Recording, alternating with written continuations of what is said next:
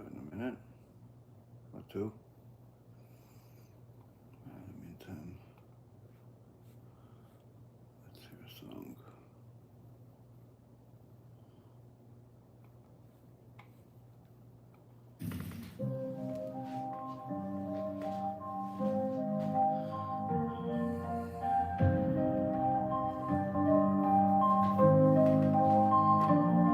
As Rabbi Yaron, Reuven, I raise my voice.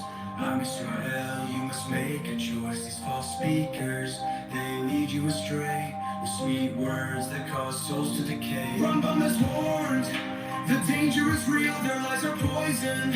Their charm concealed in halachot chuva. It's clear to see, a heretic's path makes teshuva a plea. Stay away from their tempting lies. Their 5-minute words bring souls' demise. Their mystical tales, their magical ways lead you astray in a spiritual haze. Guard your soul, don't let it fall. Their empty promises can't save you at all. Turn to the Torah, the truth you must find, or their deceit will corrupt your mind. Guard your soul, be strong, be wise. Don't be fooled by their false disguise. Listen to truth, let it guide your way. Let authentic Torah light up your day. They talk of angels and school oaths for wealth, but what they sell is the death of your health. Spiritually blind, they lead you to sin, taking your heart, your faith wearing thin. Sefer dim from days long gone. Ones of these prophets who lead you wrong. Popularity is not the sign of the truth. It's Torah, not fame, that will bear the proof. They feed you lies, they twist the word. It's not Hashem's voice, it's falsehood you've heard. Protect your neshama, don't let it stray. Their heresy leads to a dangerous way. Guard your soul, don't let it fall. Their empty promises can't save you at all. Turn to the Torah, the truth you must find, or their deceit will corrupt your mind. Guard your soul, be strong, be wise. Don't be fooled by their false disguise. Listen to truth, let it guide your way. Let authentic Torah light up your day. Rabbi Frame taught me to stand up tall, to warn in Israel before they fall, not for the fame or to stir up a fight, but to bring the people back to the light. Stick to Masorah where truth will thrive. In the words of our sages, your soul will survive. Teshuva's the path, fear of heaven our guide. Let's walk together with Hashem at our side. Guard your soul, don't let it fall. Their empty promises can save you at all. Turn to the Torah, the truth you must find, or their deceit will corrupt your mind. Guard your soul, be strong, be wise. Don't be fooled by their false disguise. Listen to truth, let it guide your way. Let authentic Torah light up your day. May Hashem protect us from these lies and guide us with Torah clear in our eyes. May we merit the truth, the wisdom, the flame, to honor His name and never feel shame. Guard your soul, I'm Israel, stand firm and tall, for Hashem's truth is the greatest call. B'Shem Hashem na'aseh v'natzliach, Shiur Torah, Baruch Hashem. We're back here on our Tuesday night War of Amalek series, learning from Rabbi Elchanan Wasserman Alav Shalom, where each and every single time we learn this, we see how much His holy words were literally like a prophecy for what we're living into today, in our communities today, in our world today, in our situation today. The war of Amalek is as real as ever, and Be'ezrat Hashem, these instructions will help us fight it. Tonight's shiur is going to be for the Refuah Shlema and Hatzlacha Rabba for Ephraim ben Shulamit, Rabbanit Sarah bat Anat, Rabbanit Levana bat Sarah, Sarah bat Levana, Avi Mori David ben Esriya, Imi Morati Doris bat Zora, and all of Am Yisrael and all the righteous Noahis that continue to watch and learn with us and support the organization. Anyone that wants to support the food distribution and also heaters and all types of clothing that we're giving to the poor in Israel during this Chanukah can support by going to the website bhchesed.org, bhchesed.org, or you could just see the link on the bottom and you could donate over there. anyone that wants to donate cryptocurrency, whether it's Bitcoin or Ethereum or any of the other ones that are out there, you could do that on our regular website, be'ezatashem.org.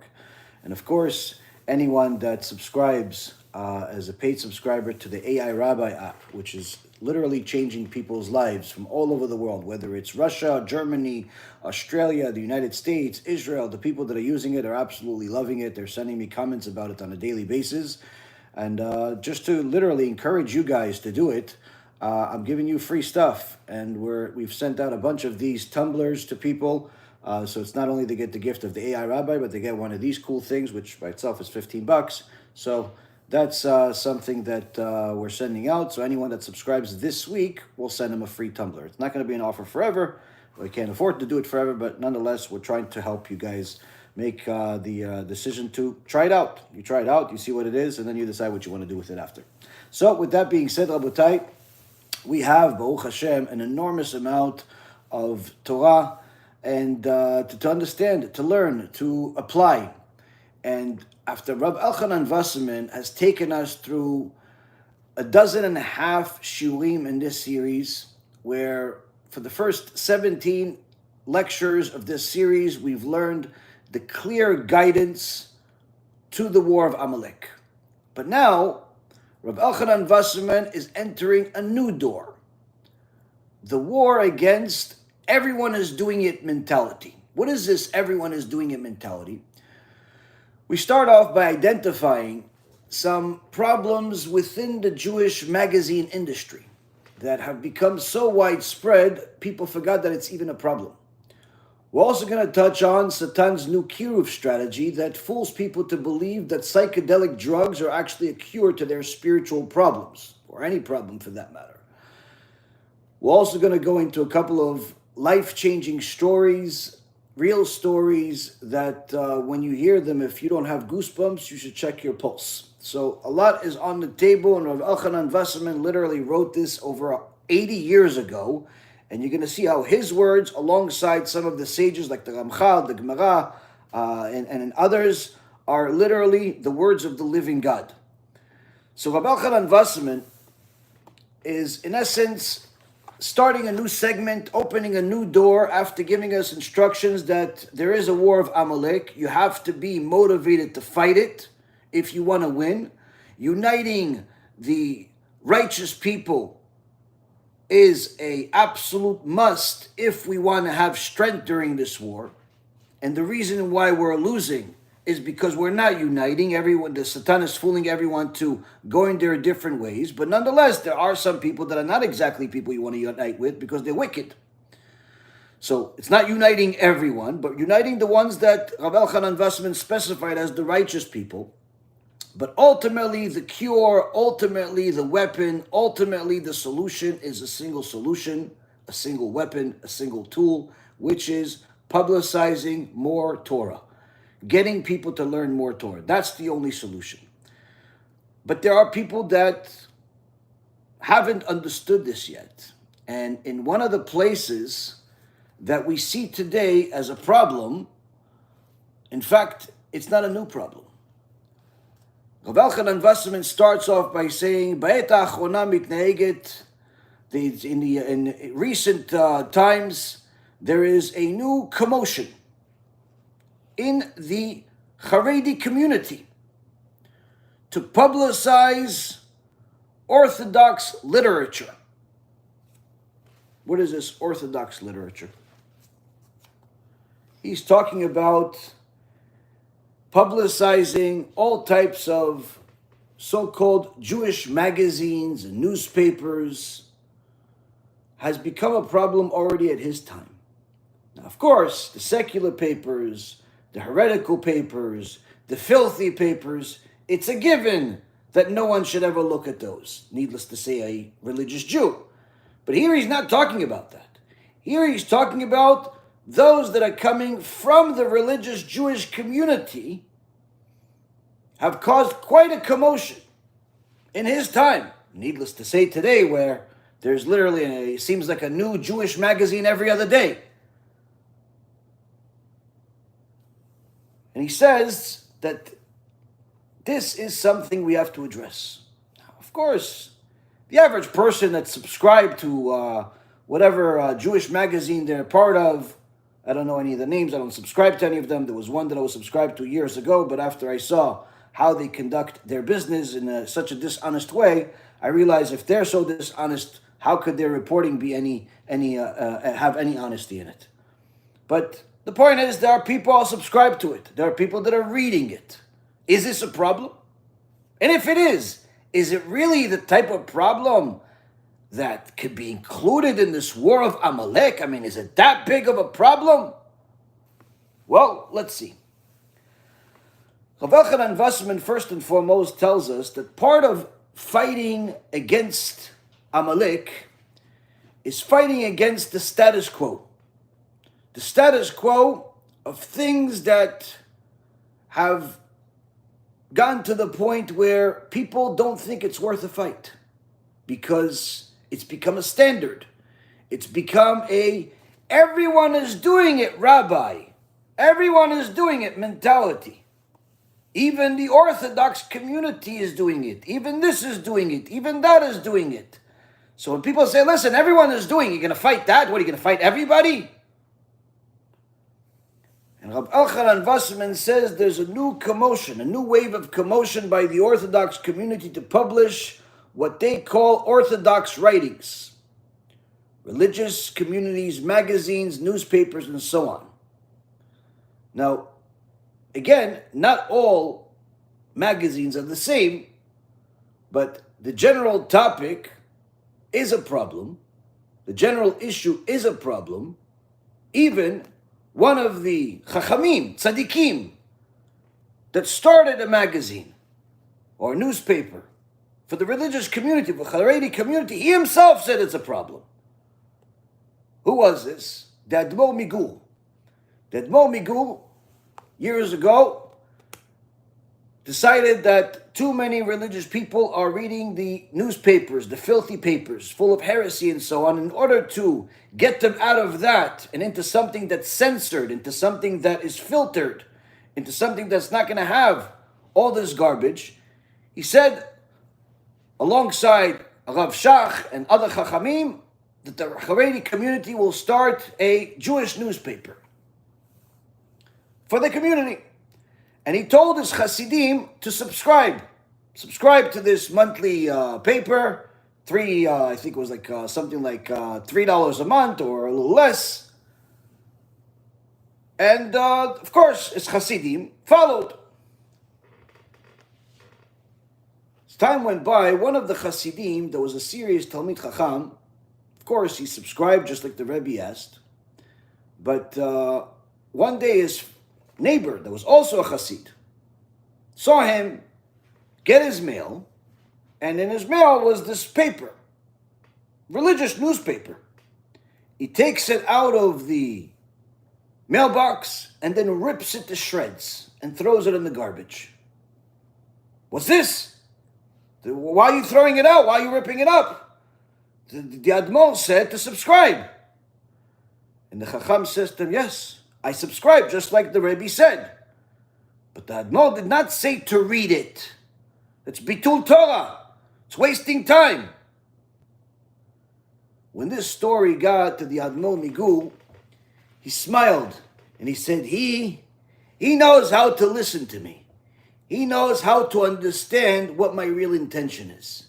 Meaning, the Admor Migul's intention was never to get people to go read these magazines and newspapers, but rather to have some type of support for this organization, this religious organization that's publicizing this newspaper, so the people that are anyway going to read these papers, at least they have something kosher to read. But never waste your time if instead of learning Torah, instead of doing mitzvot, instead of getting closer to HaKadosh Baruch Hu, waste your time reading these papers. But if somebody's already reading this garbage, at the very least they'll have a kosher magazine or newspaper available to them. So even the argument against it is by one of the people that had one of them, that started one of them. But the same token, in the world today, you don't necessarily have Gdolei Israel behind the vast majority of these so-called newspapers and magazines. You have people behind it. And sometimes these people claim to be Da'at Torah, they claim to be important rabbis, many times self-important. But nonetheless, the fact still remains that whether it's the Admor's newspaper or it's somebody else's magazine of today, if you're reading that instead of learning Torah, for sure it's a problem. And Rav Wasserman says this is not a new problem. This is a problem that already has existed at his time, and in fact, the mentality is also not new. The mentality is also not new. Many times people misunderstand what the Gdolim say, what the sages tell us. This was very common during the time of the coronavirus epidemic, where people misunderstood different instructions the Chachamim said. Some said to take the vaccine, some said not to take. And anytime somebody got one of the Chachamim to say to take the vaccine, they automatically interpreted that to mean as if the Chacham said that everyone in the world should take the vaccine. Little did they know that the Chacham was specifically talking to an individual case, and not talking to a wide audience of the world's population. But again, many times the Satan does whatever he can in order to get people to abandon Da'at Torah, to abandon the Gdolim, the sages of Am Yisrael that are leading us in the right path. And this, unfortunately, was the biggest trap of the Satan over the last several years that has worked, has been that. Getting people to abandon Da'at Torah, getting people to lose respect for Chachmei Yisrael, because they were on a different side of what the vaccine was or wasn't than what they think and what they know and what they investigated. At the end of the day, it was better off for people to get sick than to lose their Olam Haba by going against Gedolei Israel. But nonetheless, this is not the problem we're dealing with right now. Right now we're dealing with magazines. Magazines. Why is a magazine even a problem? Even if it is a problem, why do you have to even deal with this problem? Isn't there bigger problems in the world? People sometimes will tell you. Aren't there bigger problems in the world than somebody's a Mechalel Shabbat? Isn't there a bigger problem than cash advance business ripping people off left and right? Isn't there a bigger problem than women wearing idolatry on their head and thinking it's a mitzvah of covering our hair? Isn't there a bigger problem? Why do you have to talk about all these things? What are you telling us? Just everything that's wrong with the world? Rabotai Karim, if we do not identify our problems and address them, they're only going to grow and get worse. At the least, when you address them, people can make an educated decision. But when you don't have Chachamim telling people what they're supposed to do and what they are doing that's wrong in comparison to what they're doing that's right, then guess what? Not only are you not fulfilling your job as a leader, you're not even fulfilling your job as a Jew. Because Kol Yisrael Aravim Zeh Lezeh, all of Am Yisrael are responsible for each other. And Rabbi Elchanan Wasserman says there is no fight that's a small fight if you really look deep into it, because everything is part of the strategies of the Satan. Satan looks for ways to get people to make sense, to get people to distance themselves away from Hashem. And you wouldn't even imagine how many ways the Satan looks for ways to get people to sin. Now, these magazines, Rabotai, are not necessarily just inherently in themselves the problem, but rather the strategy, the ideology behind all of it is what's the problem. You see, Rabbi Elchanan Wasserman is trying to tell us that these Orthodox newspapers of his time tried to fight the Enlightenment, the Reform movement, by providing all types of Jewish philosophers and different types of rabbis that are going to show the so-called Jewish perspective about different things.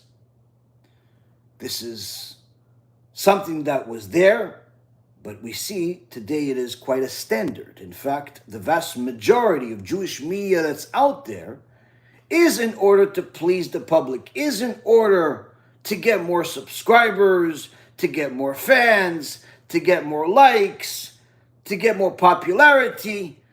Very rarely do you actually find something that's transformative enough to get people to do chuva. What you usually see online, whether it's from the organizations that host lectures from countless rabbis, or it's from individual rabbis that are posting their stuff, many times you see that the primary intention behind the message is to please the public.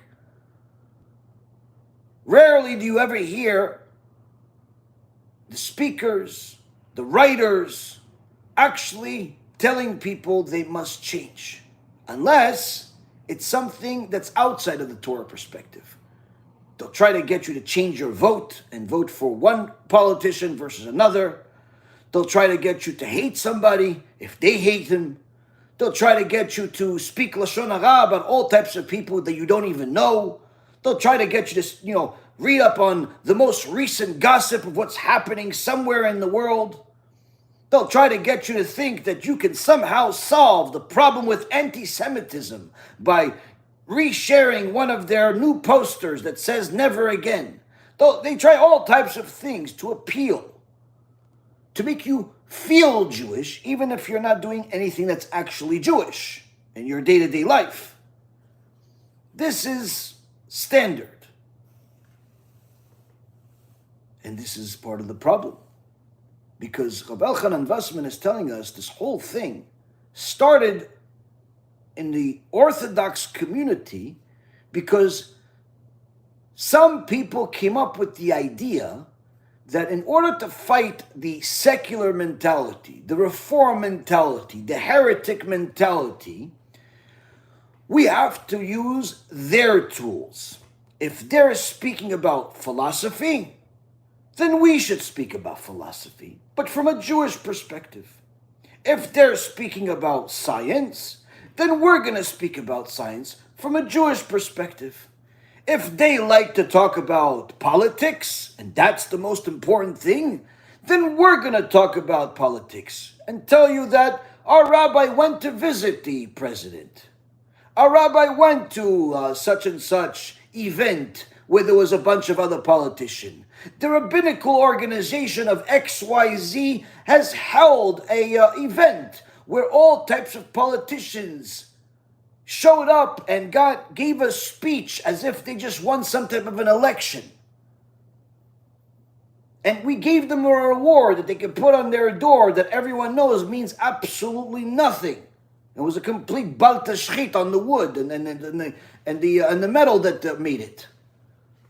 But nonetheless, people have these events, people show up to them, people watch them. And the idea behind it was that this is going to be mekarev people. Why? Because people like politics, so if the rabbi speaks politics, if he tells us what he thinks about what's going on in the White House, if he tells us what he thinks about this bad politician, if he tells us what he thinks about this other country, then he's with the times. So I can watch him. And theoretically, I'll watch him instead of watching the news. Rabbi Elchanan Wassman says, stop wasting your time. Stop wasting your time and your effort on such strategies. Because we already know that the Mesilat Yesharim already wrote 300 years ago, in chapter 5, that after Hashem created the Yetzer Hara and he created Adam HaRishon, he decreed already that there is no cure, there is no medicine to fight against the evil inclination, to fight against the Satan, other than learning Torah. And anyone who comes and tells you I have other ideas for fighting the Enlightenment. I have other ideas to fight the secular movement. I have other ideas to fight these heretical teachings. Wasserman says the problem is that he is mistaken. And not only is he mistaken, but he's leading others astray with mistakes. In so many words, Rav Wasserman says all of these people that are preaching anything other than Torah, because they think that the new way of teaching, the new way of doing, the new this, the new strategies, not only are they mistaken, they become machtiya rabin, they become those that cause the masses to sin. Hashem Yirachem. Now, we have to obviously look deeper into the words of the Ramchal. We have to look deeper into the words of the Ramchal and see what else did he say.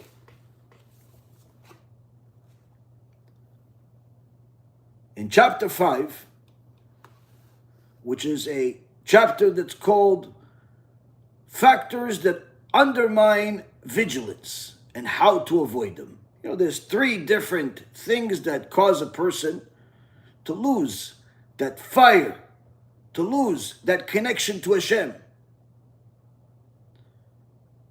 And one of them, says the Ramchal, is when a person is preoccupied with worldly matters. Because then he ends up where his thoughts become constricted by the pressures that are imposed upon them, and it becomes impossible for him to pay attention to his own actions. As the sages have taught us in Pirkei Avot, chapter 4, Mishnah number 12, limit your other involvement and be involved with Torah. Says Rabbi Chaim Moshe Lutzato, it's true, of course, that worldly involvement is necessary for one's livelihood. However, this shouldn't necessitate increasing one's involvement to such an extent that it prevents him from serving HaKadosh Baruch Hu. To counter this, we have been commanded to designate specific times for Torah study. So far, the main issue with reading these magazines, watching the news, doing all types of things that are not learning Torah, is the fact that your mind's going to be on there.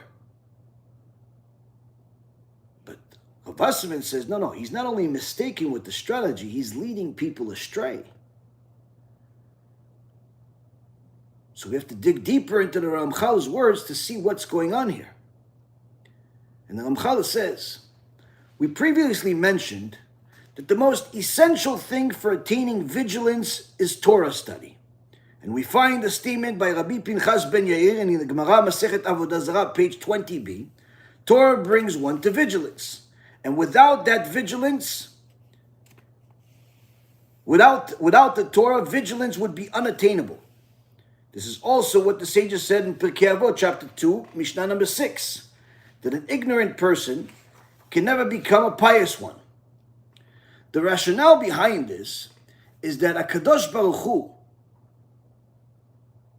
who created the evil inclination within man, also created the Torah as an antidote. As the sages have told us in the Gemara Masechet Kiddushin, page 30b, I've created the evil inclination and I've created the Torah as an antidote. Thus, it's obvious that if the Creator created this antidote solely for this disease, it's not possible under any circumstances for a person to be healed from this disease without this cure. The disease meaning the Yetzirah, the evil inclination, the Satan. He who expects to be saved without this is mistaken. This is what Rabbi Elchanan Wasserman quoted. And he will perceive his mistake in the end, when he dies of his sins. For the evil inclination is truly powerful within man, and without man's awareness, it becomes progressively more powerful than him, until eventually it rules over him. Even if the person tries every manner of cure in the world, if he doesn't apply the antidote that was created for this, namely the Torah, as I have written, he will then only recognize and feel the worsening of his sickness when he dies of his sins and his soul perishes. In so many words, the Ramchal tells us all of the context necessary to understand that simply. Hashem created the Yetzirah, and the cure for that Yetzirah, the cure for that evil inclination that causes you to do bad things, that leads you astray, that does everything possible to create a distance between you and Hashem by encouraging you to commit immorality, to cheat on your husband, to cheat on your wife, to cheat on your customers, to steal, to do all types of things that the Torah says is forbidden. The only way to fight against this, Hashem himself says, is with learning Torah. That's it. There is no other way. So when a person insists that maybe I can do something else, maybe if I take this, maybe if I take that, maybe if I read this, maybe if I read that, Ramchal says, not only are you wasting your time and efforts, but in fact you're causing your disease, your addiction to evil, your addiction to the Yetzirah, in his direction, you're causing it to get worse and worse, to the point where you will stop feeling like there's anything wrong with what you're doing. And you're only going to realize it once it's too late. And then the Ramchal gives a pretty clear example, saying this is like the case of a sick person who consulted with doctors who diagnosed his sickness and prescribed him a specific medicine. And he, without any knowledge of medicine, ignored the prescription and instead took whatever medicine he considered appropriate. That patient will surely die. The same is true in our situation. No one can diagnose the malady of the evil inclination and its inherent power other than the Creator who has created it. And he has forewarned us that the only cure for it is the Torah. Can anyone expect to live if he puts this aside and substitutes it with anything else? The darkness of the material world will certainly overpower him step by step, yet he will not comprehend this until he finds himself entrenched in evil and so far removed from the truth that it will not even occur to him to pursue the truth. Here, the Ramchal tells us as much as literally anyone would ever require to understand. If you go to a doctor because you don't feel well, because you have a horrible stomach ache, because you have a horrible headache that doesn't go away, because there is pain in your life that you simply cannot live another moment with. And then the doctor says, oh, no problem. Yes, we know what this is. Here's the cure. You have to take this red pill. That's the cure that was developed for this. And you take it home. You decide you don't like red. You just don't like it. You don't like the color. It doesn't match your outfit. You don't think it's going to work. You decide, you know what? Let me go to the pharmacy and just get myself a bunch of other medicines. And you start getting a bunch of other medicines. He said, yeah, see, I like this one. This one is blue. Looks good. I think it's going to work. Oh, look, this pill is clear. Oh, that's probably natural. Because it's clear, so there's no colorings in it. It must be natural. So this one's definitely going to work. Oh, but see, that one, it's yellow. Maybe this is a one that's going to be even more effective because it's a little mix between the natural and chemicals. You say, you know what? Just to be sure, I'll take one of each. Now, if that patient dies, no one is going to be surprised because he's an idiot that decided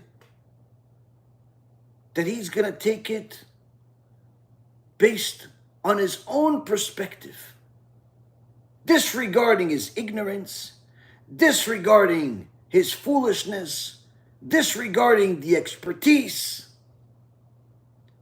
And that's what the Ramchal is saying. Such a person surely will die.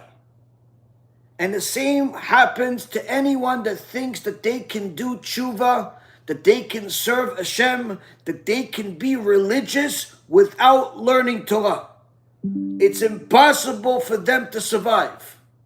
Surely they will fall for the Satan's traps. Surely, even if they wear the so-called religious garment that's appropriate for their community, and they have the perfect white complexion that is necessary for the yeshiva, because the yeshiva is Ashkenazi, or they have the perfect bank account that's required in their Sephardi yeshiva, because that's required there, and they have the perfect attire that's required, and attitude that's required in such and such because of this or because of that.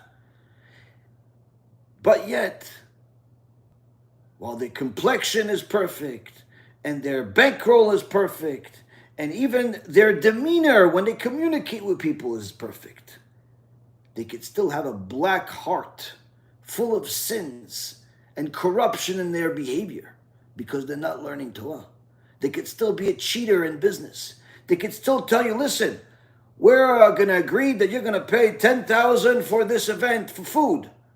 We are a kosher caterer. We are honest. We have a reputation. Okay, fantastic.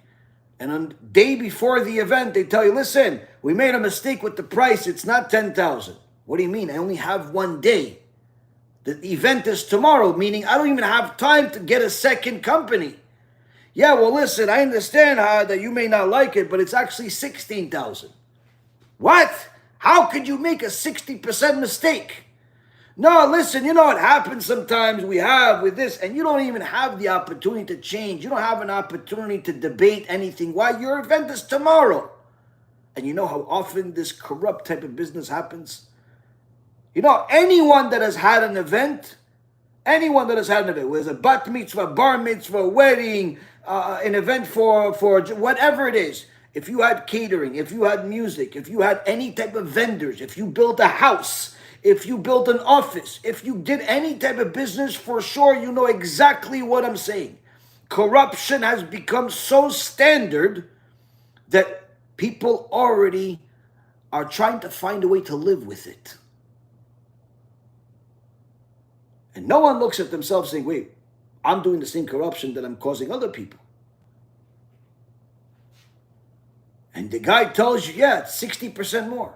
But guess what? That's usually not it. Because the next day, you have the event.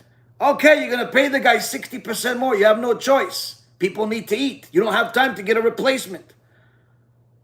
And you can't cancel the event. But then after the event, the guy has the audacity and he comes to you, listen, so I also noticed that the tip for the waiters and the salary for the waiters and the ice cream, they weren't included. What do you mean? You already gave me a quote for $10,000 that you changed to $16,000. Yeah, but neither one of them included. You have to pay the waiters.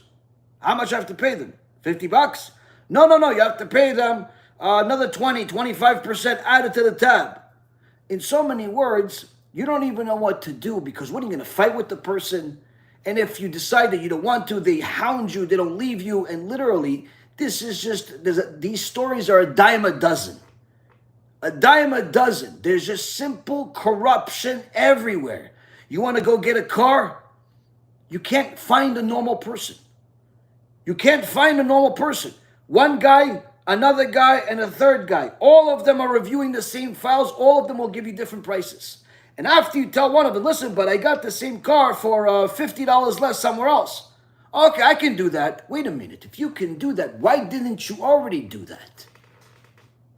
Why didn't you already do that? And heaven forbid, if you have to get a vacation or you have to build a house, people just take money and leave. They just leave. They just literally leave with half the kitchen built. Hey, listen, I paid you already the money. I need you to finish the job. Yeah, I'm busy with another job. What do you mean you're busy with another job? I paid you the money. Yeah, I know how you feel. I would be frustrated too. What do you mean? We're not friends. You're not confiding in me here. You're the guy that's causing the bad. Yeah, I know. But listen, I gotta go. I gotta finish this job because I'm on a clock now. And this has become standard. People that want to do big remodeling jobs have to literally pray 5 times a day. 5 times a day just in hopes that the same contractors they started with will be the contractors they finished the job with. 9 out of 10 times it's not. Why? Corruption has become standard. Now, how is this the standard? Because it also is standard for people not to learn Torah. And a person that does not learn Torah has absolutely zero chance of being an ethical person, of being someone that fears Hashem, of being a person that's going in the way of Hashem. Zero chance. And people say, no, but I'm ethical. I don't cheat anybody. Yet. Or that you remember. Or that you got caught. Or that you consider cheating. Because many times people don't think that their cheating is cheating. They just think it's hustling. Or it's a honest mistake. Even though it's honest every single day. Cheating, corruption, standard. In every business, literally everywhere. It's disgusting. And the reason for it is because someone convinced them or their parents or their grandparents or their great-grandparents somewhere along the line that you no longer need to learn Torah every day. You can be a good person without Torah. You can even be religious without Torah. And little did they know, they just murdered that person and his descendants, because anyone that follows those instructions becomes the corruption that we see in the world today, including, unfortunately, in the Jewish world. Now, Rabotai Karim, the Ramchal is telling us, anyone that thinks that they have a different strategy is not only mistaken, but they're so far away from the truth, they won't even realize that they're mistaken until it's already too late. Because the darkness of the material world will overpower this person step by step, to the point where he will not comprehend this until he finds himself entrenched in evil. You know what entrenched in evil is? Entrenched in evil means he wakes up with evil on his mind. How I'm going to steal today. How I'm going to cheat today. Who can I do something bad to? But he doesn't see it as bad. He sees it as hustling. Providing food for his family. Like as if he's a lion and he has to go hunt some zebra. He thinks he's doing good. She thinks she's doing good. Yes, but lady, you claim to be religious, but you post a bunch of non-religious people on your website, on your Instagram, on your Facebook. No, those are my customers. Yes, but you're leading people astray. Someone that's married to a woman looks at your customers, and guess what? He doesn't want to be married to his wife anymore. Why are you publishing the pictures of so many zonot on your website thinking that you're still a religious woman? You're causing people to leave their husband, to leave their wives, leave their husbands. No, I don't mean it that way. I just want to show people that this is my work. Your work? Why does your work have to cause people so much damage?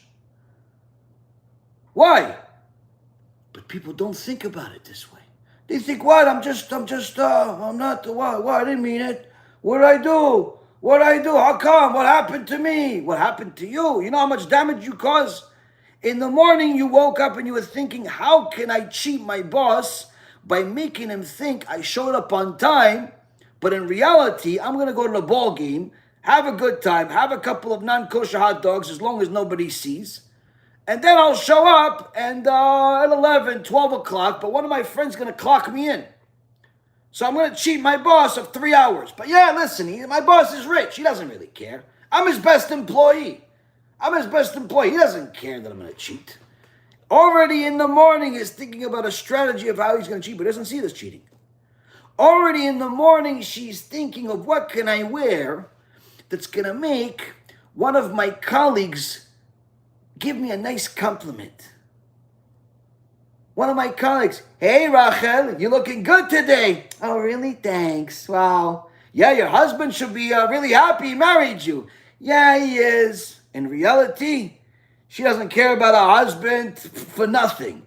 She wants this Steve, her colleague at work, to give her a compliment every day. She wants the doorman at the building to give her a compliment every day. So she wakes up in the morning thinking, what should I wear today to get some compliments from the supermarket clerk, from the doorman at the building, from a coworker? Somebody's going to tell me I'm pretty or I'm looking good. She cares less about her husband. She cares less about Hashem. She cares less about everything. But she says, no, but I'm modest. What? I'm modest.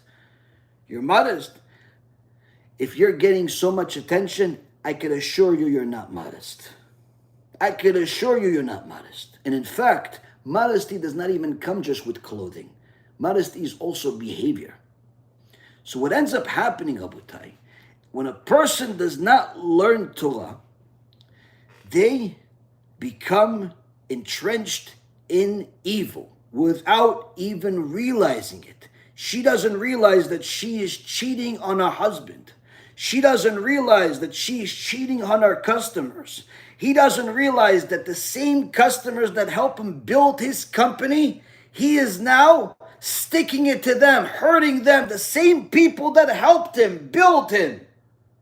He is actually causing them harm. And this has become standard from the bottom to the top. Just in the last 24 hours, 48 hours, one of the biggest companies in the financial world, PayPal, was exposed as a fraud for one of the products they have called Honey. It's an extension you put on your computer that supposedly gets you discounts. In reality, not only does it not get you discounts, it causes a lot of problems, cheats its own people that are promoting it. Long story short, this is a multi-billion-dollar company. Just for the sake of seeing what the value of this, just the PayPal company is worth literally over $100 billion. What do you need to cheat anybody for? You're worth over $100 billion. You have tens of billions of dollars coming in every year without doing anything. The technologies are archaic and it's not even any good, but yet they make a ton of money because people have become accustomed to it. And yet, they still find a reason to cheat. And guess what? You think PayPal is the only one? All of them. Everyone cheats. You just haven't found out about everyone yet. But every other month you find some type of things.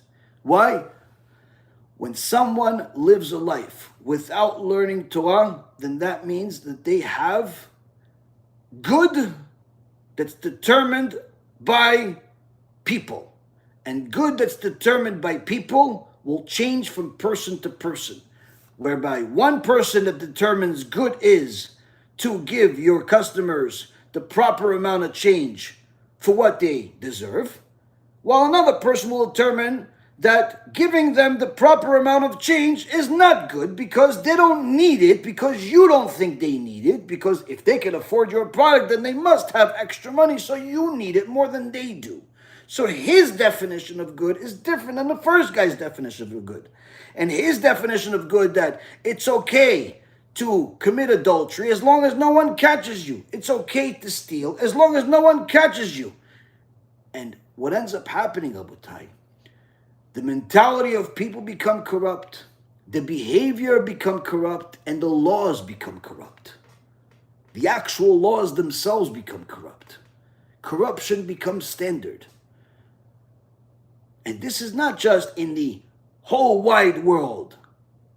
This is even within the Jewish world that made the mistake of thinking that they can fight the Satan, they can fight their own evil inclination without learning Torah.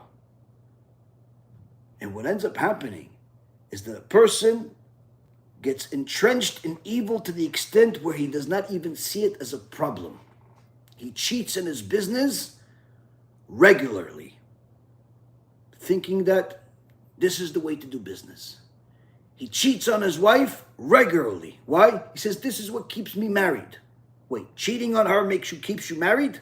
What about not cheating? Why wouldn't you stay married? And of course it happens the other way.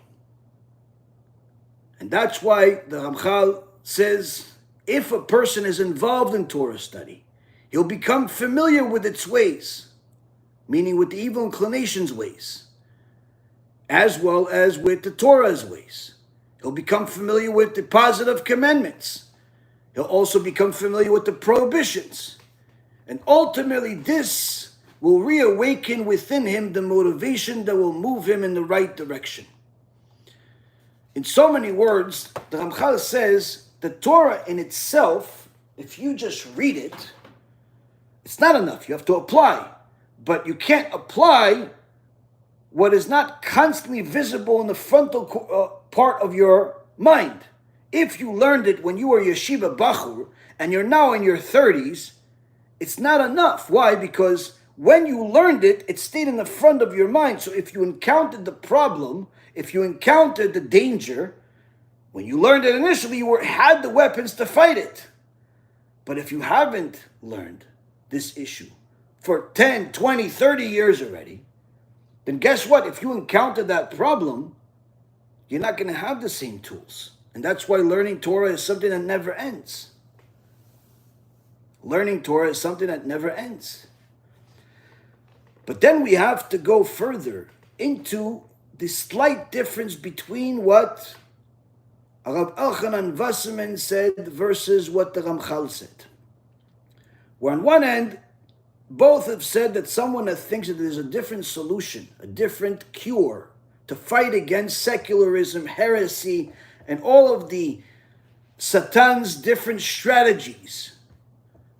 Anyone that thinks that it's not Torah, they think they have something else, is mistaken. They both said that they're mistaken. Of course, Torah is the only solution. But Rav Elchanan Wasserman upped the ante. He says, not only is such a person that's telling you that you can learn something else and still be good, not only is he mistaken, but he's causing other people to mistake. Meaning he has become a machtia rabim. He becomes a person that leads the public astray. Why? You see, Rabbi Chaim Moshe Luzzatto was over 300 years ago. Rabbi Elchanan Wasserman about 80. So meaning that there's about a quarter of a millennia difference between them. What happened during that time? Rabbi Chaim explains is that you see the drastic difference between them, their times, those couple of 100 years, and even more so since the last 80 years, is that the number of hearts faithful to Torah has decreased while the arrogance has increased. And as one of Gdolei Israel said, the more regular people, non-scholars, the more regular people lose their emunat chachamim, their faith in the Jewish sages and what they say, the more the complications in their questions become. Where it becomes now small people with big problems. Why is this the case? Why is this the case? And even more so, if they lost their faith in the Jewish sages, what do they have anything to be arrogant about? See, what ends up happening is exactly what the Gemara says in Masechet Bava Metzia, page 85. Istera gina, kish kish karya. Istera belagina, kish kish karya. Which is a small coin makes a whole lot of noise. Small coin in a pot makes a whole lot of noise. If you had, let's say, some type of pot and it was full of coins and you shook it, it wouldn't make that much noise. If it was full to the top, it wouldn't make any noise at all. But if you had one small little coin, one isa is a tiny little coin, and you put it in that same pot and you shook the pot, the noise will be deafening. The noise will become deafening. And that's exactly what the Chachamim are saying. When a small-minded person wants people to think that he really is big-minded, really he is smart, but in reality he doesn't know Torah. He doesn't know Da'at Torah. But he wants people to think that he knows. He wants people to think that he knows more than the great rabbis. What does he do? He makes a lot of noise. He makes a lot of noise. And therefore what ends up happening, these small people tell people all types of lies and foolish solutions to problems. Instead of giving them what Da'at Torah is, they tell them what their own Da'at is. Even if that person means well, surely it will have a bad destination. Why? Because anytime you go against the tradition of what HaKadosh Baruch Hu himself told us to go, surely you're going against the right path. And what ended up happening over the last few hundred years is that the less people learn Torah, the less respect they have for it. And the less respect they have for it, the less respect they have for the Torah scholars that actually know what Hashem wants from you. And what ends up happening as a result of that is that when people do have questions, since there is less great Torah scholars in the world, since less people are learning as what they should have, that means that when people have questions, they end up going to people that are not great Torah scholars, but rather they're just average people that sometimes even know less than you do. But they want you to think they know a lot, so they make a lot of noise. How do they make a lot of noise? I don't mean they make a lot of noise by yelling. They make a lot of noise by telling you things that sound revolutionary. What does it mean? There are people that call themselves not only religious, but they call themselves rabbis. That now, today, I'm not telling you in the past, I'm telling you today, right now, as we speak, are recommending for people that are having all types of problems, whether it's problems mentally, spiritually, financially, whatever it is.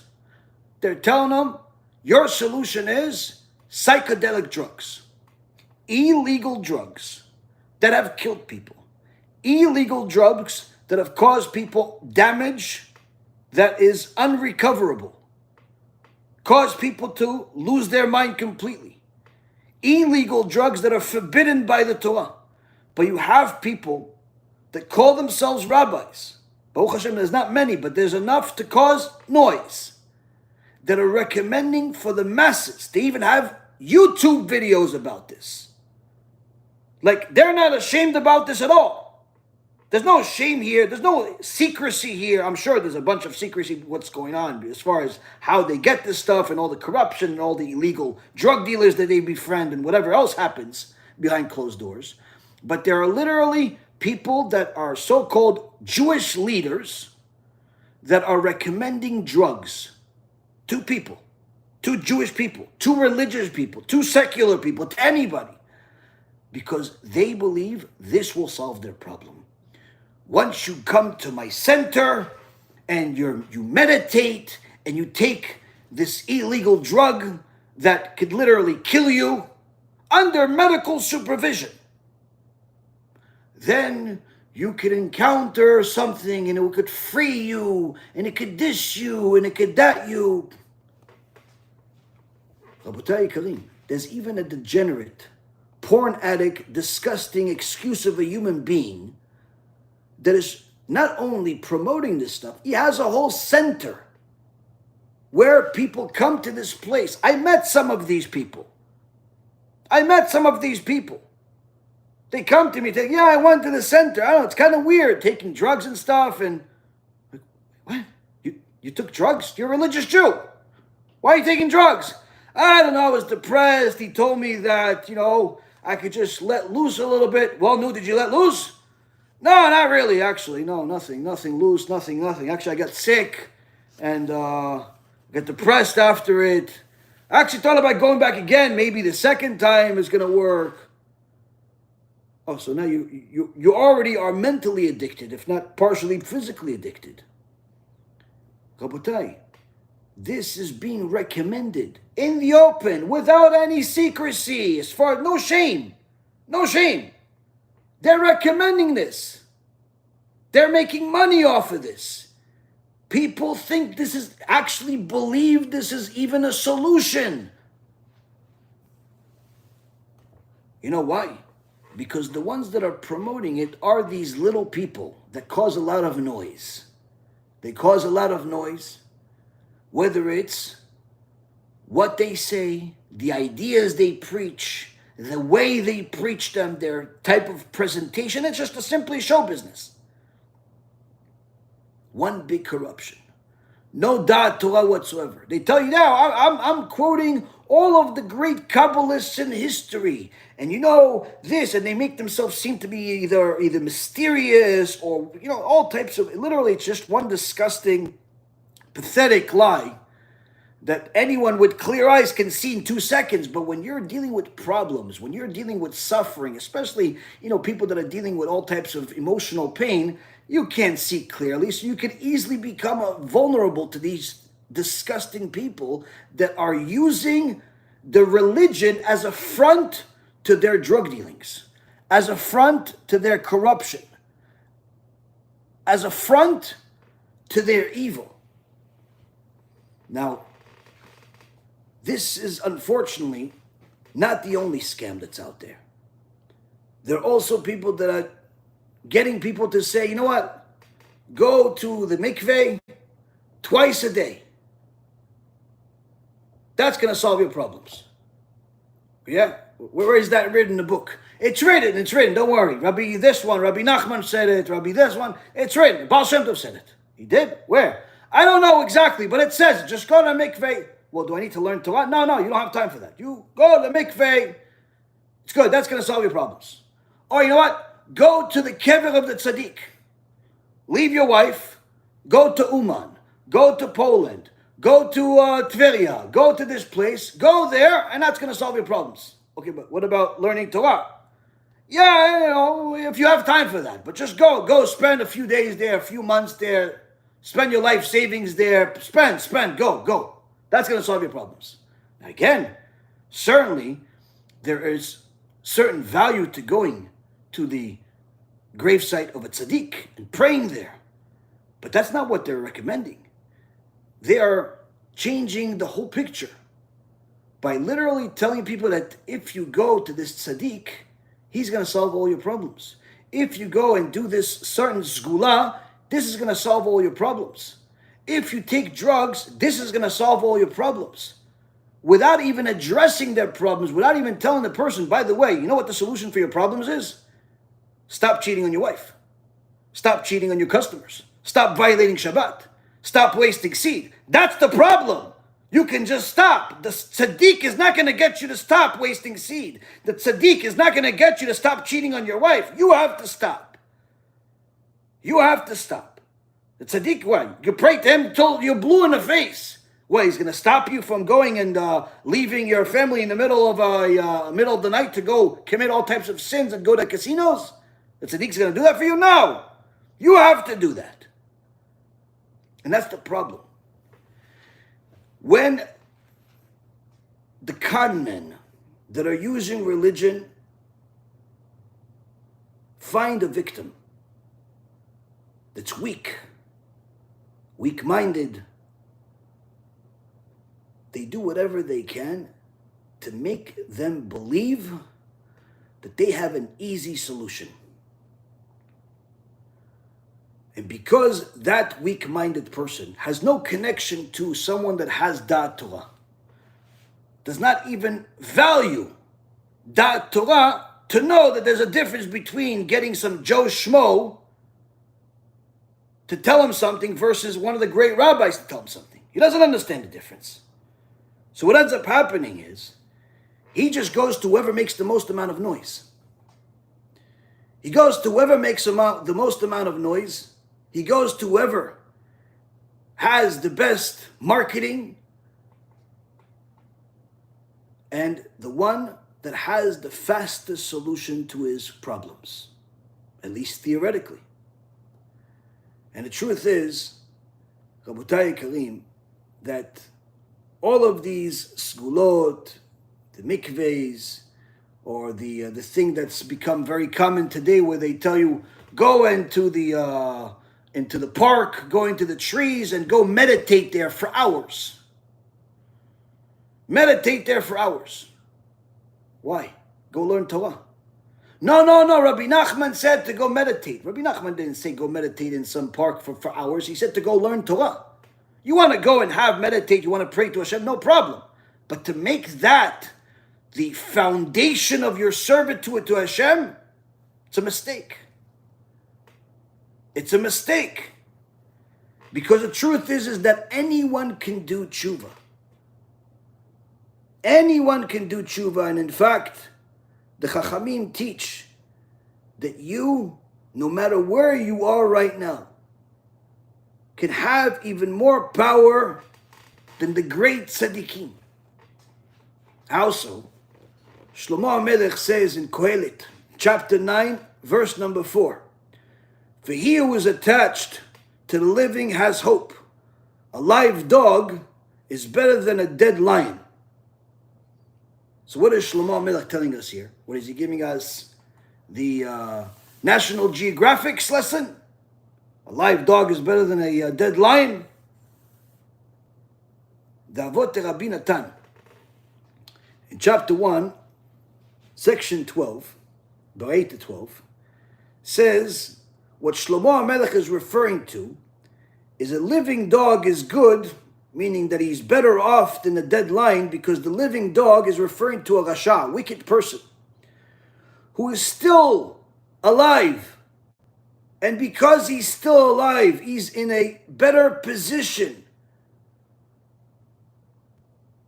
to do mitzvot than even the greatest lion, but that's no longer here, such as Avraham, Yitzhak, and Yakov. Avraham, Yitzhak, and Yakov, I wish we could ever even be the dust under their feet. But the reality is they left the world already. They're in the world of truth. They're in a Gan Eden. They can't do any more mitzvot. So even though they're the lions, they're the tzaddikim, they are not in a position to do mitzvot. But you, even if you are wicked, you have this one superpower in your hand, so long as you're still alive. So when somebody tells you that you need some type of psychedelic drug, or you need some marijuana, or you need some type of,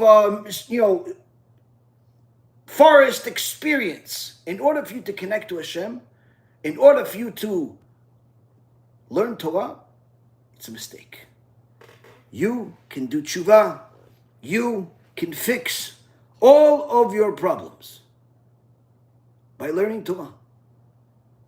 Because the more Torah that you learn, the more you're going to have tools and strength to overcome the evil inclination that is causing you to make mistakes, that are causing you the problems. The mistakes that caused your marriage to break. The mistakes that caused your kids to hate you. The mistakes that caused you to get fired, or to lose your company, or to cheat people out of money, or to borrow money that you don't know how you can even pay it back. These types of mistakes are as a result of ignorance in the Torah, ignorance in what the instructions is from the Creator.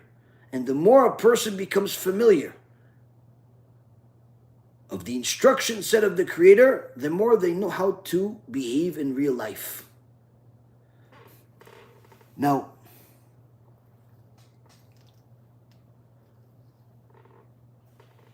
if a person thinks the Rabbi Nachman of Breslov or the Lubavitcher Rebbe is going to save them, it's not only a mistake, But it's a mistake that could literally be so big that a person's only going to realize it when it's too late.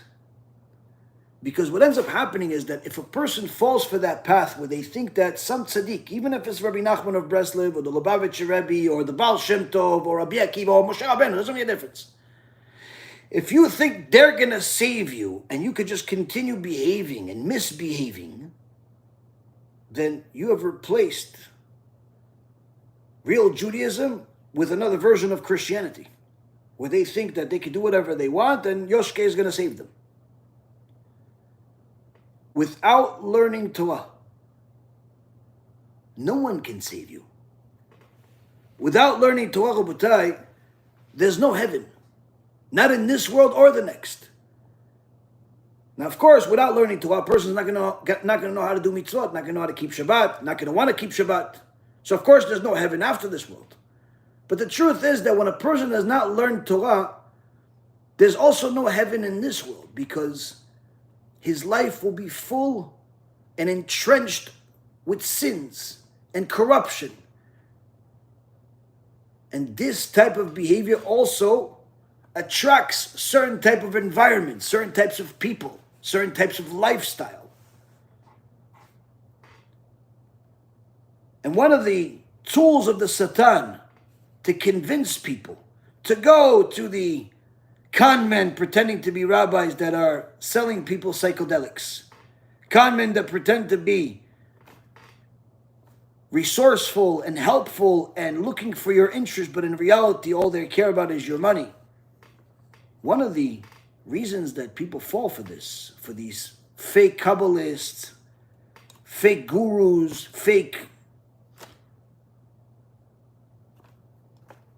is that they preach an easy and quick solution. And that's the worst. If they told you, listen, you have problems with your wife. Yeah, it's because, number one, you cheated on her. Number two, you don't respect her. Number three, you lied to her. Number four, you're stingy. You never buy her flowers. You never buy her a gift. Anytime you give her money for groceries, you make it seem as if you're removing one of your lungs, as if she's the only one that's going to eat with the money. The reason why your kids don't want to talk to you is because every time they are in your presence, all you do is yell at them and insult them. The reason why your customers are constantly looking for ways to leave and get out of the contracts is because you're not honest with them. You keep cheating them.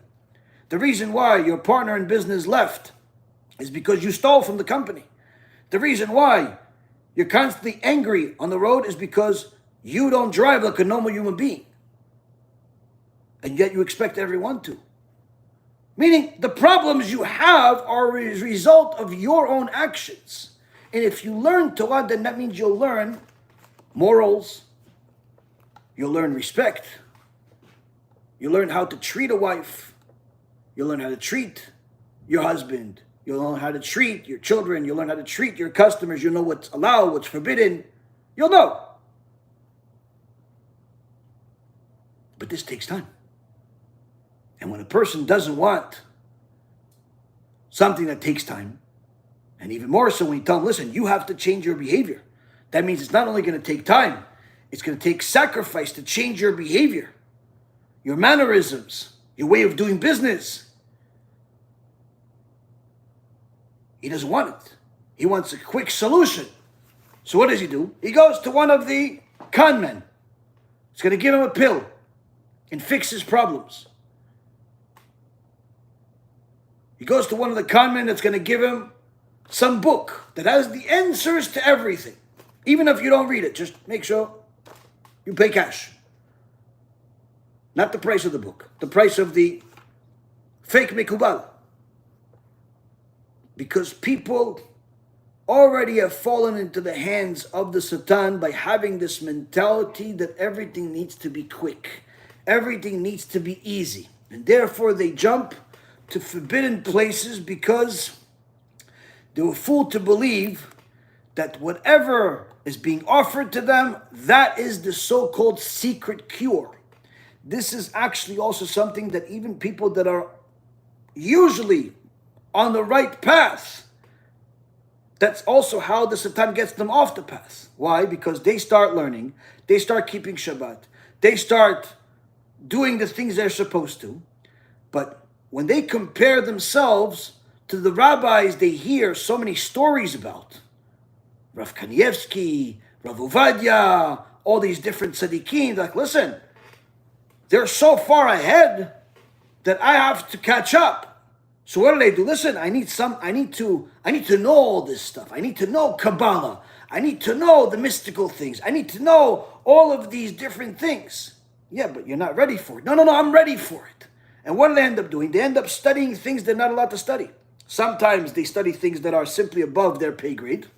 And sometimes they literally study books that are forbidden to be studied because they're books of heretics. But one of their friends told them, no, listen, this book of Enoch, it has a lot of truth in it. What truth? This was manipulated by the Christians. You know, it's called a book of the Minim. It's an outside book. Rabbi Akiva says somebody that reads that book or books like it has no share of the world to come. Why? Because they've mixed so many lies within the truth that you cannot tell the difference.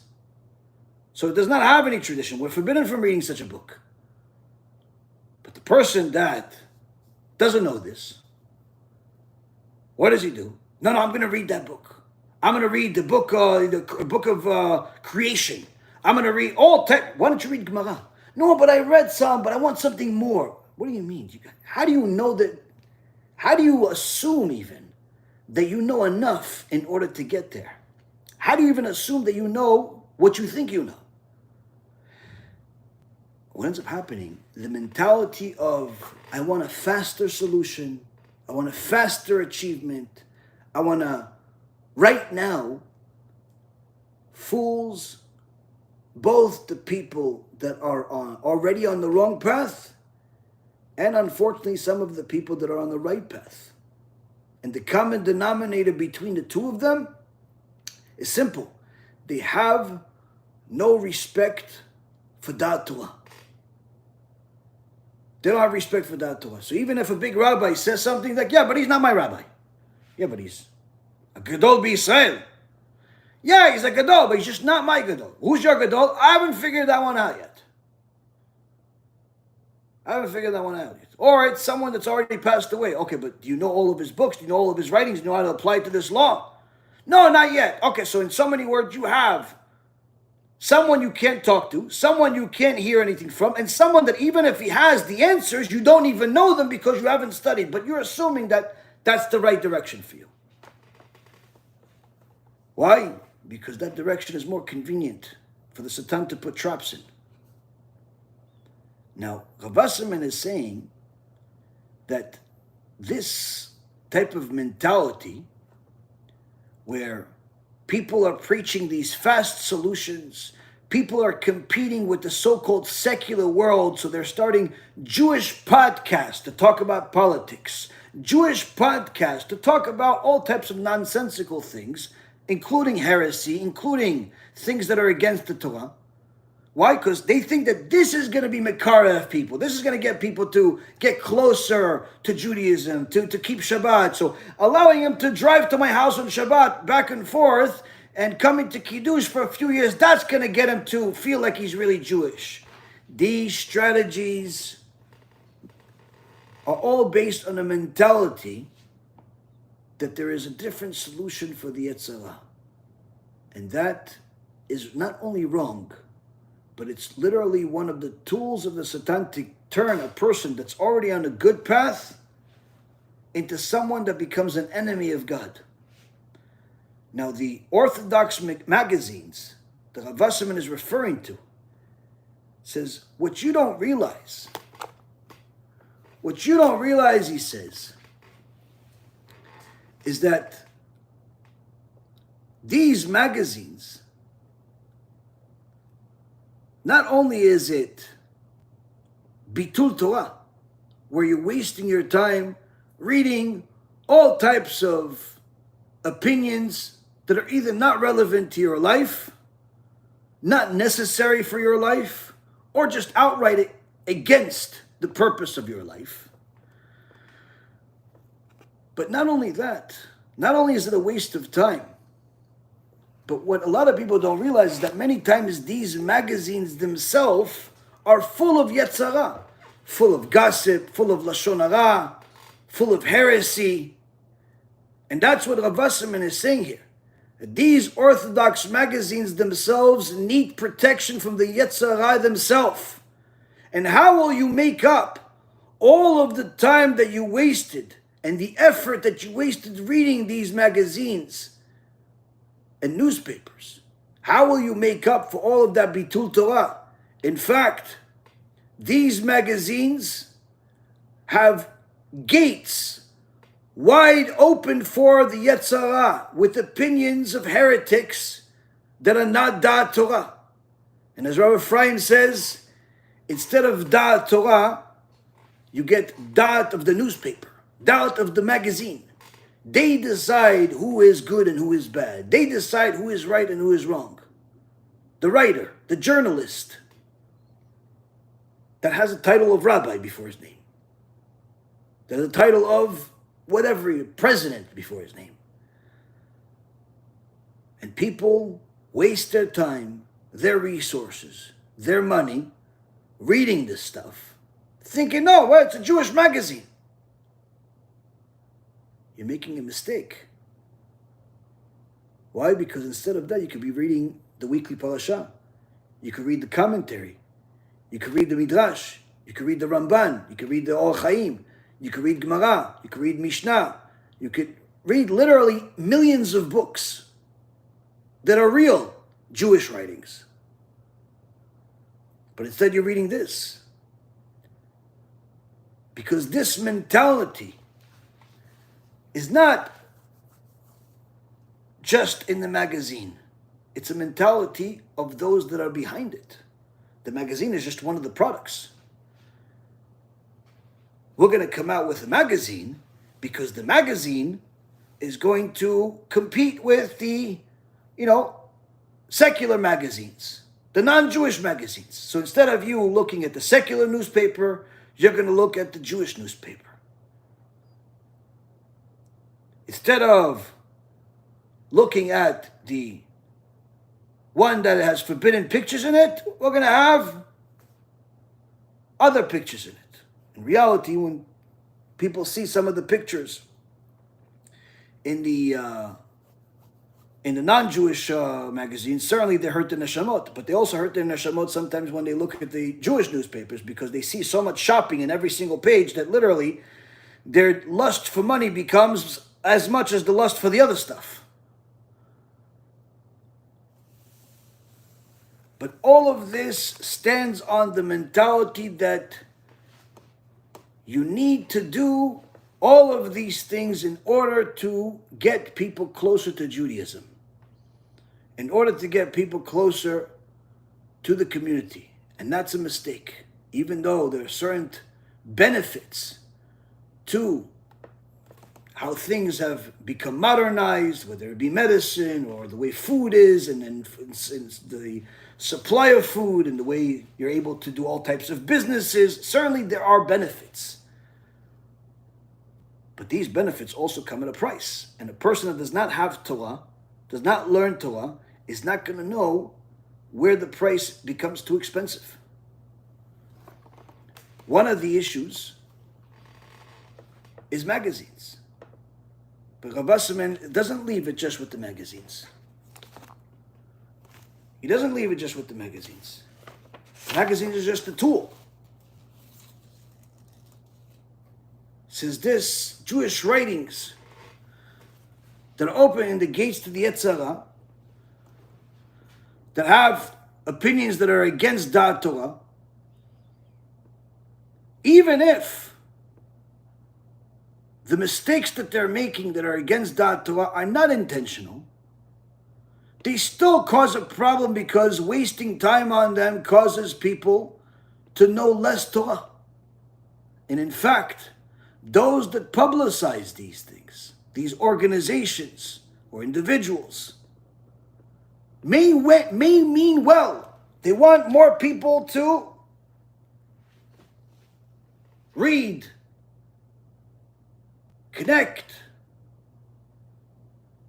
He says they don't realize that them adjusting things from our tradition in order to bring a new solution, an innovative solution to the Yetzirah of the generation is not only a mistake, but on them it is written what the Kuzari king said.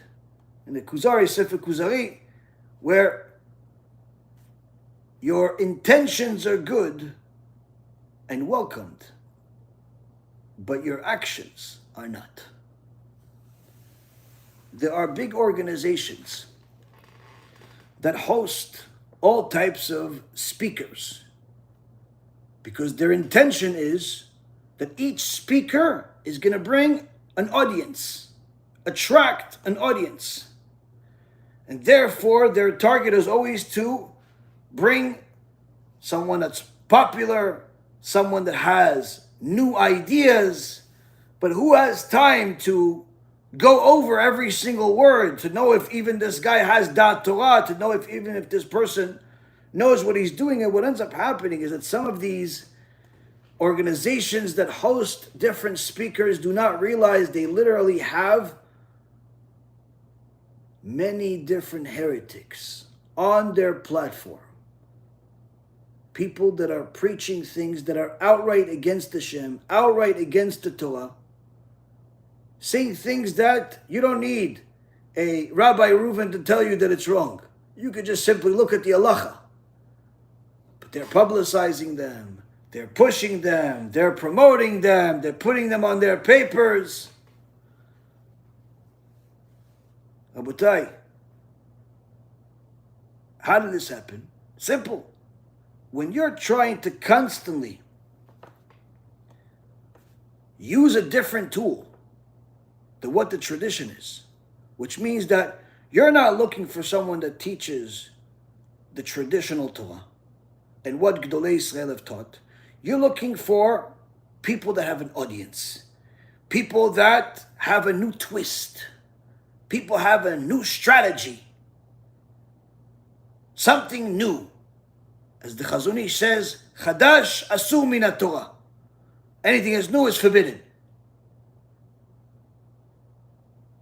And what ends up happening is that you think that you are helping people. You think that you are growing your audience. In reality, all you're doing is growing Amalek's power.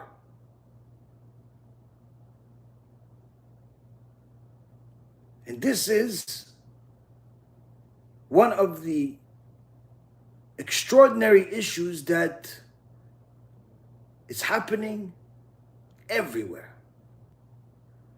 This desire to bring everything to people the way they want it, how they want it, even if what they want is wrong. Instead of leading people, they are led by people. And that's why the Mishnah in Masechet Sotah says that the generation before Mashiach, it's going to be the face of the generations is the face of a dog, where people are going to be leading the leaders. Instead of the leader leading the people, it's going to be the people leading the leaders. They're telling them where to go.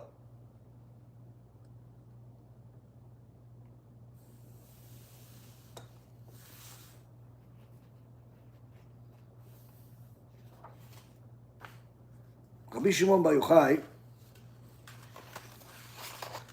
is known for a lot of different things.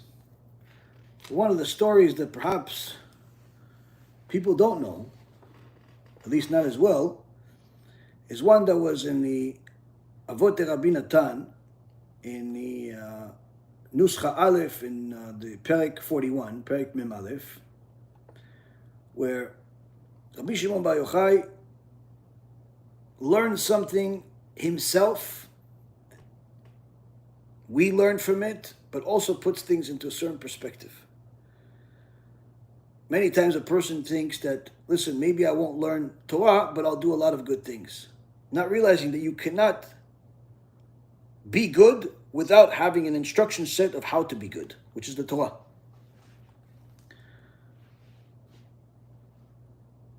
Rabbi Shimon Bar Yochai went to visit the sick. This is a mitzvah, visiting the sick. He went to a place, a hospital where there's sick people. And one of the people that was there was a rasha that was an enormous amount of pain, had a sickness in the stomach, and this wicked person was cursing Hashem nonstop. So when Rabbi Shimon Bar Yochai heard this, he said, empty one, instead of using your mouth to ask for mercy, you are cursing the one that could provide you mercy and provide you health. Instead of this rasha responding in a way where, oh, okay, yeah, you're right, maybe I shouldn't curse God because I need him, the rasha instead says, curses Rabbi Shimon Bar Yochai. It says, may your God take all of the sickness that I have and put it on you.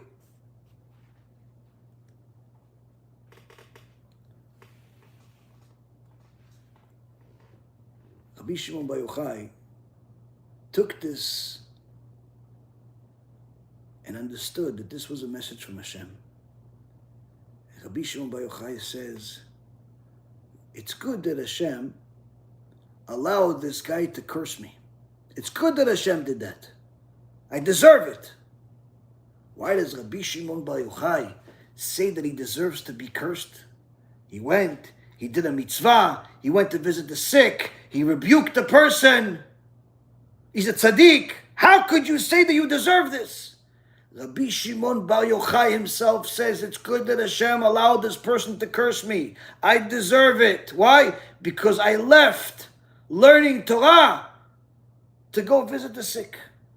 Meaning, even though visiting the sick is a mitzvah, there's nothing greater than learning Torah. There's nothing greater. Why? Because the Torah is the direct connection to Hashem. And even though the Torah also requires you to fulfill certain mitzvot, a person needs to know when to do and whether they should be the one that does it. Because not necessarily every mitzvah is for you. So here we see that even Rabbi Shimon Bar Yochai says, yes, visiting the sick is good, I'm going to go do it. But after he realized that he could have been studying Torah instead of visiting the sick, instead of going to a different country and spending their hours and hours and hours traveling just to one day eventually get to go pray at some gravesite of a tzaddik. They could have been learning Torah this whole time. Instead of going to the mikveh and pretty much half your day you're wet because you're going so many times, you could have been learning Torah. Instead of going to some park and pretending like you're meditating and your soul is elevated to the upper heavens, you could have been learning Torah. You could have been learning Torah. Instead of taking drugs and poisoning yourself, you could have been learning Torah. And if you did anything else other than learning Torah, not only did you make a mistake, but you fell into the trap of thinking that there is another solution to your problems, that there's another cure to fighting the Yetzer Hara. You fell into that problem. And that's why the people that think this, Rav Wasserman calls them Machtiyei Rabim, calls them missionaries. Why? By you thinking that there is a different solution than teaching real authentic Torah, and you think that you need to teach philosophy, you think you need to teach politics, you think you need to teach everything except the Torah, you think you need to provide drugs, you think you need to provide psychedelics, you think you need to provide all types of strange things that are not acceptable. Not only are you wrong, and your solution will not work, and will not help you or the people, but in fact, you'll cause damage to yourself and to others. And therefore, Rav Wasserman says, you become a missionary, a machtia rabim, causing the masses to sin. Because HaKadosh Baruch Hu does not stay in debt to anyone. Everyone gets what they deserve, on the good side or the bad side. And a story that puts all of these points together, where you see the value of Da'at Torah, the precision of how Hashem rewards and punishes, is a story I just heard. It was publicized recently. Unbelievable story. About 50 years ago, there was a guy named Yakov. And this Yakov was a Holocaust survivor that, as a kid in the Holocaust, he saw the Nazis, Yimach Shimam v'Zichram, murder his parents in front of him. Now this Yakov got to Eretz Yisrael, built a family, connected to Hashem, and was beloved in the community, but was struggling financially. One day, on the way to synagogue, he gets a call from the owner of his apartment. It says, listen, you have 2 weeks to evict the house. I'm tired of your delays in paying the rent and everything. That's it. 2 weeks, or I'm throwing all your stuff out. Of course, this Yaakov gets to the synagogue and he starts crying to Hashem. When the community, the leaders of the community saw this tzaddik, he's crying, they asked him, Yaakov, what happened? Yaakov. He says, no, nothing. Tell us, please. And he tells them his troubles of how he has 2 weeks to leave this house. He's got a wife and 5 kids. He has no idea where to go. He has no money to go anywhere. He has no money to stay. And he's crying to Hashem to help him. And the Kehillah says, we'll figure something out. We're going to pray for you. Okay. He leaves the shul. He's on his way back home. And as he's driving, all of a sudden, his car starts slipping on the road because there was either a gas or an oil spill on the road by a truck ahead of him. And the entire road became so slippery that he lost control of his car.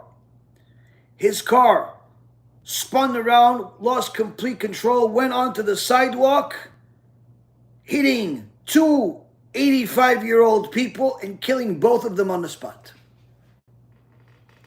Of course, Yaakov was destroyed over this. And for the next month and a half, he refused to leave the house. He refused to leave the house. Refused to go to synagogue.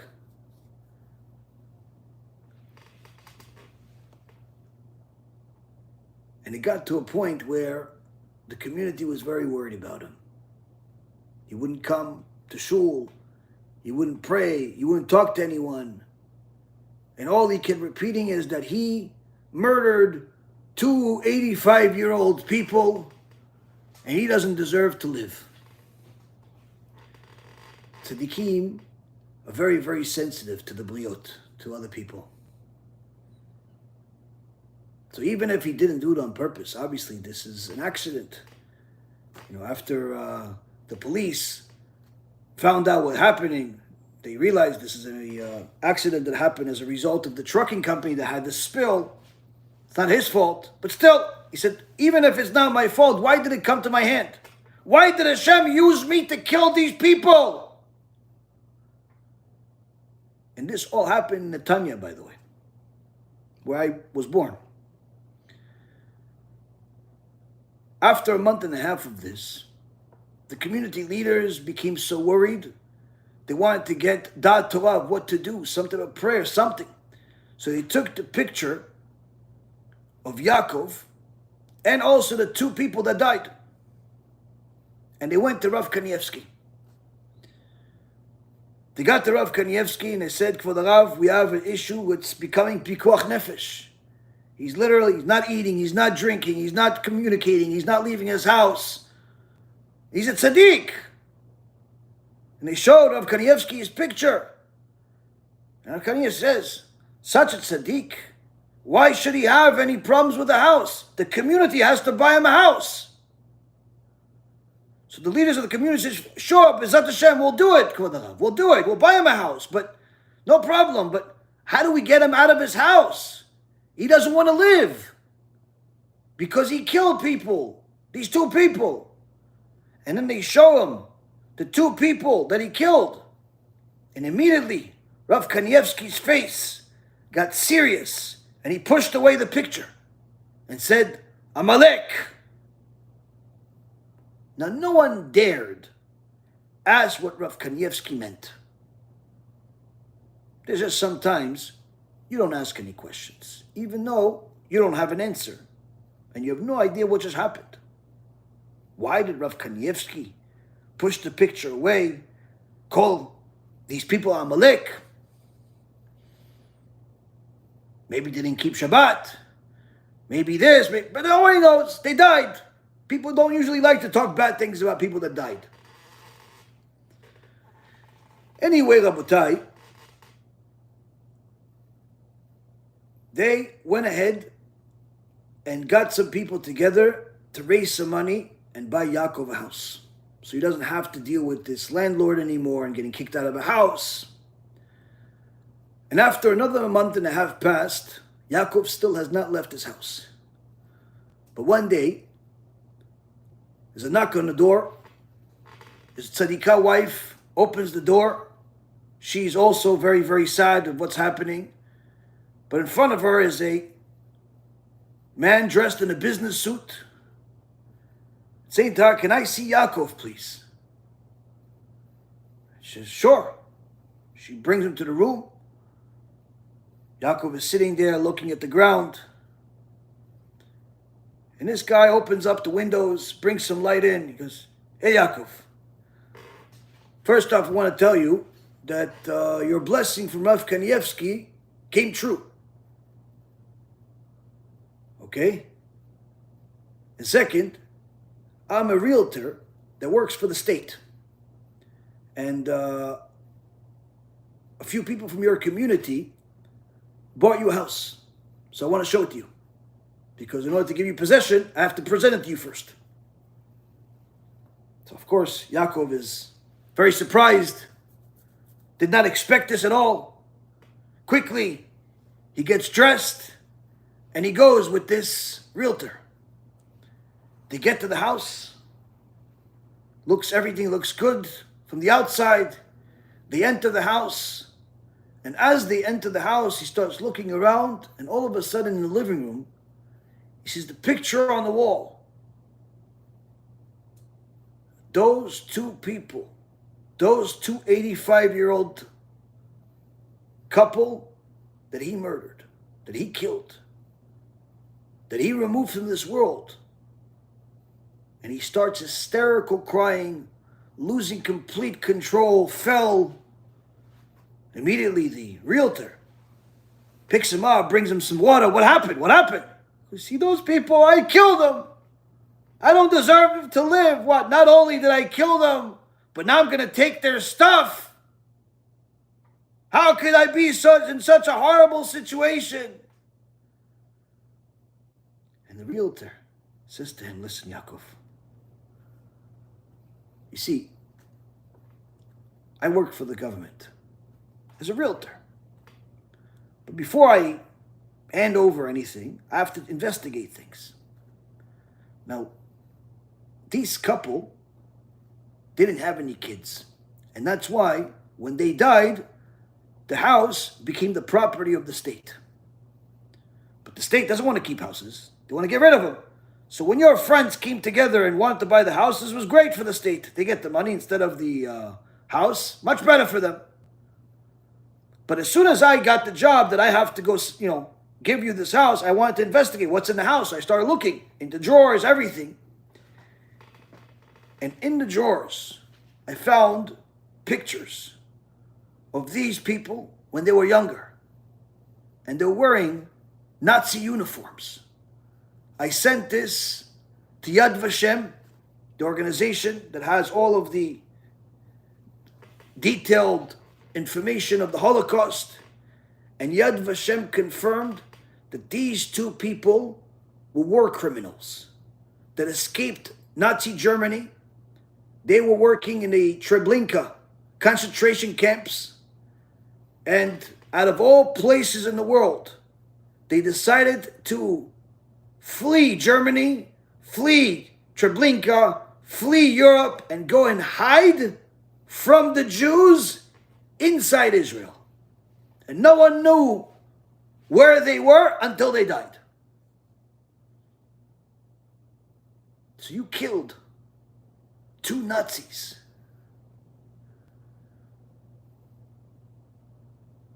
Yakov was obviously amazed, but it was nothing in comparison to the second the realtor gave him the picture to show him what he showed Yad Vashem. And when he showed him the picture, Yakov started hysterical crying and understood how the divine hand works. These 2 85-year-olds, in their younger picture, were people that Yakov knew. He knew them because they were the 2 people that murdered his parents right in front of him when he was a kid. And HaKadosh Baruch Hu did not stay in debt to anyone. There's reward and there's punishment. There's the truth and then there's falsehood.